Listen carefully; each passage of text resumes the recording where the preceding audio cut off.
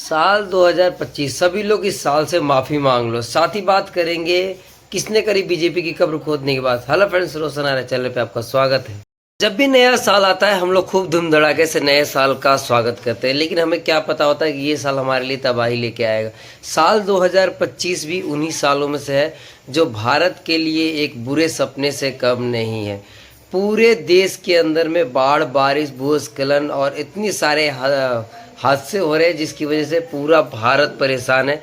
जिस तरीके से बारिश और बाढ़ ने इस साल तबाही मचाई है पूरे देश के अंदर में, ऐसा शायद ही कभी देखने को मिलता है पूरे देश के अंदर में। पहले बिहार में तबाही मचाई, फिर यूपी के अंदर, फिर हरियाणा, राजस्थान, पंजाब का तो और भी बुरा हाल है। इस समय पे कितने करोड़ का हजारों करोड़ का फसल बर्बाद हो गया, कितने पशु मवेशी की जान चली गई, हजारों लोगों की अब तक जान जा चुकी है, इंसानों की जान जा चुकी है। पहाड़ दरक रहे हैं, वैष्णो देवी का हादसा हो गया, या फिर आप उत्तराखंड का हादसा ले लीजिए, जम्मू कश्मीर का हादसा हो। ऐसे कई सारे हादसे हो गए जिसमें काफ़ी जान माल का नुकसान हुआ है, घरों को नुकसान हुआ है, लोगों का नुकसान हुआ है। अभी भी पूरे देश के अंदर में बहुत सारी नदियां हैं जो उफान पे चल रही हैं। दिल्ली का बुरा हाल है, मुंबई का है, गुजरात के अभी कल ही गुजरात में भी काफ़ी तेज़ बारिश की वजह से काफ़ी ज़्यादा परेशानी का सामना करना पड़ लोगों को। सिर्फ भारत के लिए नहीं, पाकिस्तान के लिए और अफगानिस्तान के लिए भी 2025 बुरे सपने की तरह है। पाकिस्तान में भी इस समय भयंकर तबाही आई हुई है जल प्रलय से। वहाँ भी हर तरफ बस पानी ही पानी नजर आ रहा है। बाढ़ और बारिश की वजह से पाकिस्तान में बहुत बड़ा नुकसान हुआ है। जहाँ तक जानकारी है, अब तक 1000 लोगों के आसपास की मौत हो चुकी है और पूरा लाहौर, पूरा पंजाब प्रांत पाकिस्तान का पूरा पानी पानी हो रखा है। भारत के साथ साथ में पाकिस्तान का भी बाढ़ और बारिश से बहुत ही बुरा हाल है। और वहाँ के हमारे तो यहाँ तो मंत्री लोग, नेता लोग काम भी कर रहे हैं, लेकिन वहाँ के मंत्री लोग तो फोटो सेशन कर रहे हैं और अभी तक चीन में बैठ के वहाँ से भीख मिलने का इंतज़ार कर रहे हैं। लेकिन हमारे देश में ऐसा नहीं है। बात वही करेंगे कि दूसरे जो हमारे देश के कुछ नेता हैं जिनका पाकिस्तान प्रेम कभी कभी जाग उठता है, जैसे कि हमारे यहाँ पे महबूबा मुफ्ती हैं। वो कह रही है कि हमें पाकिस्तान की मदद करनी चाहिए, बड़े भाई का फ़र्ज अदा करना चाहिए। क्यों फ़र्ज अदा करें? हम इतने समय हो गया जब भी हमने पाकिस्तान की मदद करी है, पाकिस्तान ने हमारे पीठ में छुरा ही घोंपा है, आतंकवादी भेजे हैं और बड़े बड़े हमले हमारे देश पे करवाए। तो हम अब पाकिस्तान की मदद क्यों करें? पाकिस्तान से, भारत से अलग देश है और उसे अपनी स्वयं की रक्षा खुद करनी पड़ेगी, अपने खुद की मदद खुद ही करनी पड़ेगी, कोई भी देश। और हम तो बिल्कुल नहीं जाने वाले, भारत तो बिल्कुल ही मदद नहीं करने वाला। भारत ने मानवीय आधार पे अपनी तरफ से जिम्मेदारी निभाई थी कि बाढ़ आने से पहले उन्होंने पाकिस्तान को ये बता दिया था कि हाँ, पानी बहुत ज़्यादा हो गया है, बाढ़ आपके देश में आने वाली है। इससे ज़्यादा मानवीय सहायता हम नहीं कर सकते। पाकिस्तान में इस समय बहुत ही बुरा हाल है, लोगों को रोज़मर्रा की ज़िंदगी के लिए लड़ना पड़ रहा है। फसलें बर्बाद हो गई हैं, बहुत सारे मवेशी बाढ़ में बह गए हैं। कुल मिला के देखा जाए तो पाकिस्तान का हाल भी इस साल बहुत ही बुरा रहा। और साथ के साथ बात करेंगे अफ़गानिस्तान की। अफ़गानिस्तान में भी इस साल भूकंप की वजह से काफ़ी सारी जानें गई हैं और वहाँ तो और भी ज़्यादा नुकसान हुआ है भूकंप की वजह से। रिएक्टर स्केल पे 6 तीव्रता की भूकंप आया था, जिसकी वजह से अफ़गानिस्तान में काफ़ी ज़्यादा नुकसान हुआ है। भूकंप की वजह से अफगानिस्तान में 1400 लोगों की जान चली गई है और 3000 से ज़्यादा लोग घायल हैं। वहीं बात करेंगे सूडान की। 31 अगस्त को सूडान में भारी बारिश की वजह से भूस्खलन हुआ था, जिसमें 1000 लोगों की जान चली गई थी।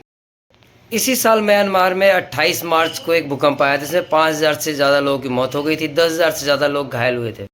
2025 ने अब स्पष्ट कर दिया है कि दुनिया जलवायु परिवर्तन को नज़रअंदाज नहीं कर सकती। अब उन्हें जलवायु परिवर्तन पर ध्यान देना पड़ेगा। आप अपनी जीडीपी का 5% रक्षा बजट पे खर्च कर रहे हैं। अब आपको जलवायु परिवर्तन के लिए रोकने के लिए अपनी जीडीपी का कुछ न कुछ तो खर्च करना पड़ेगा। और मैं फिर से कहूँगा कि आप लोग गोला बारूद खरीदने से अच्छा है जलवायु को बचाने के लिए, हमारे धरती की प्रकृति को बचाने के लिए, धरती को बचाने के लिए आप लोग जितना ज़्यादा हो सके पेड़ लगाए, पौधे लगाए, प्रकृति को बचाए, जितना ज़्यादा संरक्षण हो सके प्रकृति का संरक्षण होना चाहिए। नहीं तो फिर ऐसी आपदाएं हमें हर साल अब देखने को मिलती रहेगी। और लास्ट में 2025 माफ़ कर दो सभी को। बात करेंगे दूसरी वीडियो की, तो झारखंड से एक वीडियो सामने आई है जिसमें झारखंड के विधायक और बाकायदा स्वास्थ्य मंत्री है, उन्होंने बीजेपी की कब्र खोदने की बात कही। उन्होंने कहा कि अगर आप हमें बांग्लादेशी बताएंगे या रोहिंग्या बताएंगे तो आपकी कब्र खोद दी जाएगी। उन्हें ये समझना पड़ेगा ये देश भारतीयों का है, ना कि बांग्लादेशी का और रोहिंग्यों का है। यहाँ पे अगर बांग्लादेशी और रोहिंग्या आएंगे तो उनको यहाँ से भगाया जाएगा, हटाया जाएगा, चाहे वो जितनी मर्जी कोशिश कर ले। क्या आप भारत को क्या समझ, क्या मतलब क्या बनाना चाहते हो आप भारत को?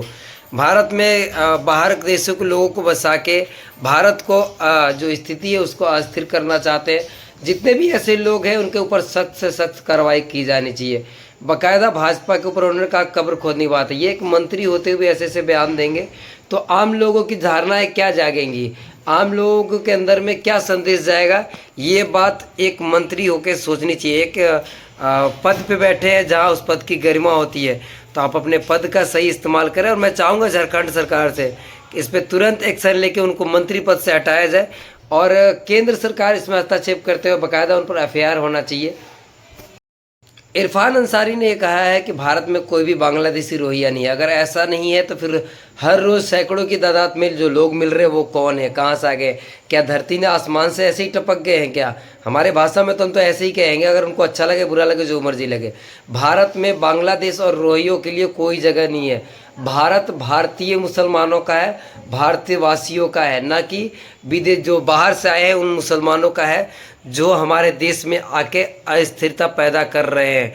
चोरी चकारी ले लीजिए, डकैती ले लीजिए, जितनी सारी घटनाएं आजकल देश में पहले से ज़्यादा बढ़ गई है। और सरकारों को आप दोष देते हो, राज्य सरकारों को आप दोष देते हो, लेकिन ये चीज़ समझनी चाहिए कि किस तरीके से बांग्लादेशी और रोहिंग्या भारत में अपना पैर पसार रहे हैं। एक मंत्री के कहने से सच्चाई नहीं बदल जाएगी। सच्चाई यही है कि भारत में रोहिंग्या और बांग्लादेशी 20 लाख से ज़्यादा लोग रह रहे हैं और कई लोगों के तो आधार कार्ड बन चुके हैं, वोटर ID कार्ड तक बन चुके हैं।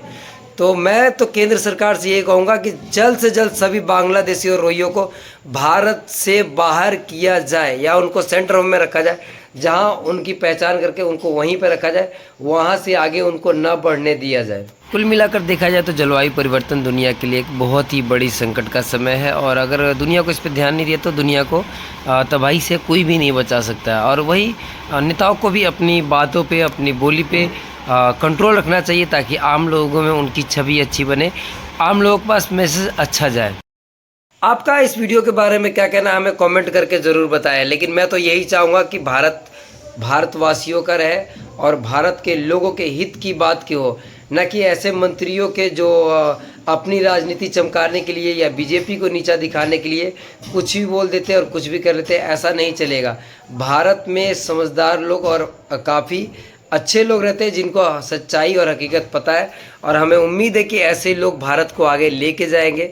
वीडियो आप को अच्छी लग रही है तो वीडियो को लाइक करना, चैनल को सब्सक्राइब करना। मिलते हैं नेक्स्ट वीडियो में कुछ अच्छे वीडियो के साथ में। तब तक जय हिंद, जय भारत।